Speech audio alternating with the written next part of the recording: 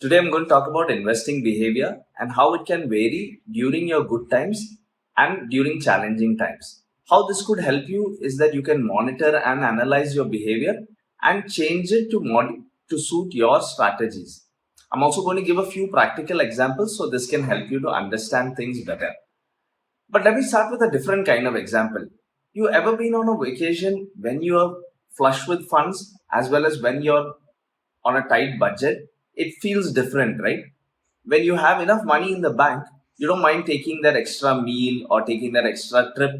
You're buying a lot of souvenirs for the folks back home. But when you're on a tight budget, everything feels a bit stretched. You're not so happy to put out money, and the trip itself doesn't work out very well. Investing follows a similar principle. Now, remember those friends who cleared their home loans in record times? They were like money detectives, right? Chasing every spare penny and routing it towards the loan. But imagine if they had a crisis in between that period. Like somebody asked them for money from back home, or they had a significant medical problem where they have to pay out quite a bit of money. Then they wouldn't have been able to complete that home loan in that time because they were diverting the funds somewhere else. So, applying this to investing, when do you think is the best time to increase your monthly savings? It is when you get a salary raise. Because if you delay it, then what could happen is you get used to a higher standard of living and you find it difficult to come back and start saving that amount at a later date.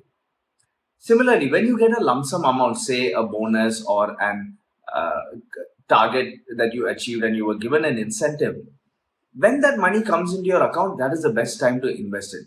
If you leave it there, it is likely that it will dribble away into certain expenses. Now, if you feel that your savings are not meeting your goals and you need to save aggressively, that is a good thing. But people are often scared that once they start that saving, they'll not be able to stop it. So they tend to take conservative amounts and invest that instead of putting an aggressive amount. Let me suggest something different. What happens is when you save aggressively, the money tends to stick there. And taking out that money requires a few more steps, a few more considerations. It's not like a Google Pay where at the click of a button we can just transfer money. So when you put money into these instruments, what you have to consider is whether you can stop it partially or whether you can stop it fully.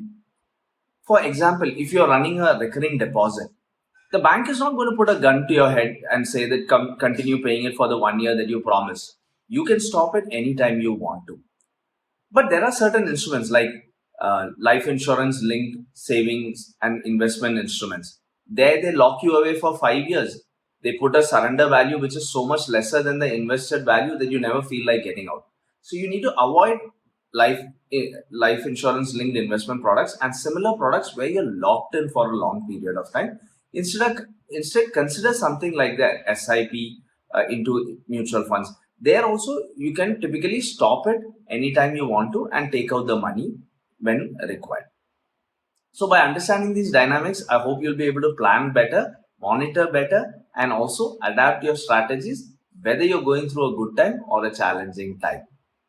If you found this useful, do subscribe to our channel